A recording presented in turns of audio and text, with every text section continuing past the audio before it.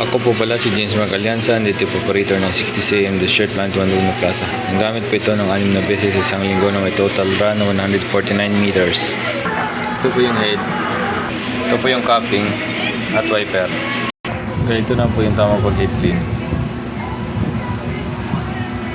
Tapos mag-head clean, panatiliin punasan ng capping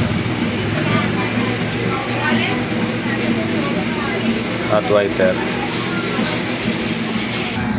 Ganito na po yung tamang pag-nozzle check.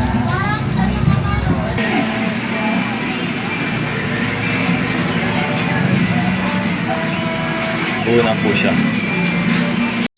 Dito yung waste tank, kakabalitan nito kahapon. ABR. Ito na po yung ink tank niya sa tamang level naman po. Ito naman yung mga use at unused.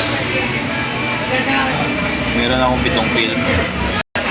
Meron akong dosing white, 2 yellow, 3 black, 5 magenta, 4 na cyan, 7 white solution at 1 QE solution.